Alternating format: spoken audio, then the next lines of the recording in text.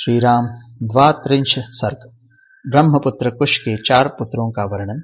शोणभद्र तटवर्ती प्रदेश को वासुकी भूमि बताना। कुशनाभ की 100 कन्याओं का वायु के कोप से कुब्जा होना। विश्वामित्र जी कहते हैं, श्री राम पूर्व काल में कुश नाम से प्रसिद्ध एक महातपस्वी राजा हो गए हैं। वे साक्षात ब्रह्मा जी के पुत्र थे। उनका प्रत्येक व्रत एवं संकल्प बिना किसी क्लेश या कठिनाई के ही पूर्ण होता था। वे धर्म के ज्ञाता, सत्पुरुषों का आदर करने वाले थे और महान थे।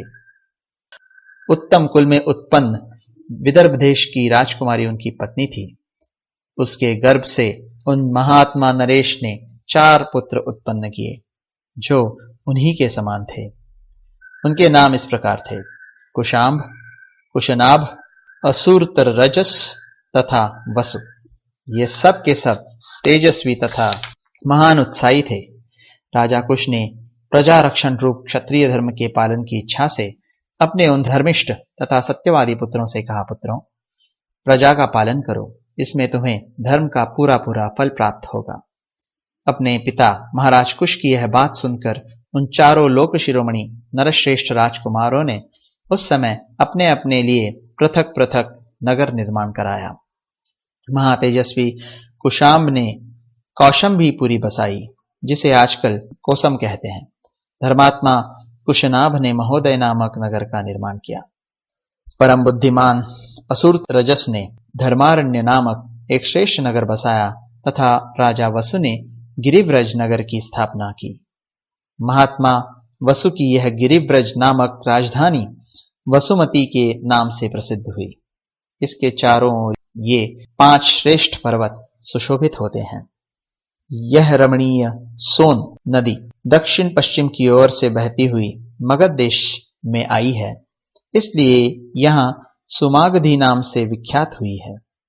यह इन 5 श्रेष्ठ पर्वतों के बीच में माला की भांति सुशोभित हो रही है।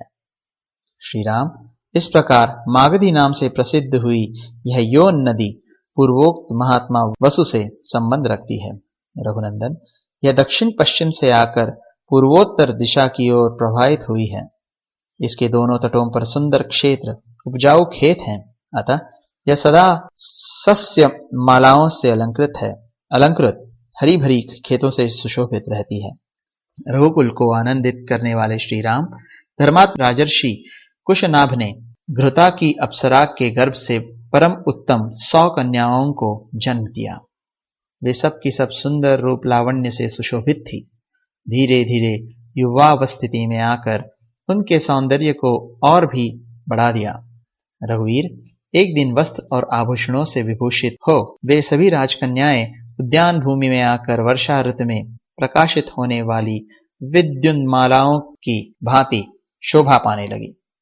सुंदर अलंकारों से अलंकृत हुई वे अंगनाएं गाती बजाती और नृत्य करती हुई वहां परम आमोद प्रमोद में मग्न हो गईं। उनके सभी अंग बड़े मनोहर थे। इस भूतल पर उनके रूप सौंदर्य की कहीं भी तुलना नहीं थी। उस उद्यान में आकर वे बादलों के ओटों में कुछ कुछ छिपी हुई तारिकाओं के समान शोभा पा रही थी। उस समय उत्तम गुणों से संपन्न तथा रूप और यौवन से सुशोभित उन सब राजकन्याओं को देखकर सर्वस्वरूप वायु देवता ने उनसे इस प्रकार कहा, सुंदरियों, मैं तुम सबको अपनी प्रेयसी के रूप में प्राप्त करना चाहता हूं। तुम सब मेरी भार्याएं बनोगी। अब मनुष्य भाव का त्याग करो और मुझे अंगीकार करके देवांगनाओं की भांति दीर्घ आयु प्राप्त कर लो। विशेषतः मानव शरीर में जवानी कभी स्थिर नहीं रहती, प्रतिक्षण क्षीण होती जाती है। मेरे साथ संबंध हो जाने पर तुम लोग अक्षय यौवन प्राप्त करके अमर हो जाओगी। अनायास ही महान कर्म करने वाले वायुदेव का यह कथन सुनकर वे 100 कन्याएं अवहेलनापूर्वक हंसकर बोली, सुरश्रेष्ठ, आप प्राणवायु के रूप में समस्त प्राणियों के भीतर विचरते हैं, अतः सबके मन की बातें जानते हैं। आपको यह मालूम होगा कि हमारे मन में आपके प्रति कोई आकर्षण नहीं है। हम सब बहिनें आपके अनुपम प्रभाव को भी जानती हैं, तो भी हमारा आपके प्रति अनुराग नहीं है। ऐसी दशा में यह अनुचित प्रस्ताव करके आप हमारा अपमान किस लिए कर रहे हैं? देव शिरोमणे, हम सब की सब राजर्षि कुशनाभ की कन्याएं हैं। देवता होने पर भी आपको शाप देकर वायुपथ से भ्रष्ट कर सकती हैं, किंतु ऐसा करना नहीं चाहती क्योंकि हम अपने तप को सुरक्षित रखती हैं। दुर्मते, वह समय कभी ना आवे जबकि हम अपने सत्यवादी पिता की अवहेलना करके कामवश या अत्यंत अधर्म पूर्वक स्वयं ही वर ढूंढने लगे। हम लोगों पर हमारे पिताजी का प्रभुत्व है, वे हमारे लिए सर्वश्रेष्ठ देवता हैं। पिताजी हमें जिसके हाथ में दे देंगे वही हमारा पति होगा। उनकी यह बात सुनकर वायुदेव अत्यंत कुपित हो उठे। उन ऐश्वर्यशाली प्रभु ने उनके भीतर प्रविष्ट हो सब अंगों को मोड़कर टेढ़ा कर दिया। शरीर मुड़ जाने के कारण वे कुबड़ी हो गईं। उनकी आकृति मुट्ठी बंधे हुए एक हाथ के बराबर हो गई। वे भय से व्याकुल हो उठी। वायुदेव के द्वारा कुबड़ी हो गई उन कन्याओं ने राजभवन में प्रवेश किया। प्रवेश करके वे लज्जित और उद्विग्न हो गईं। उनके नेत्रों से आंसुओं की धाराएं बहने लगी।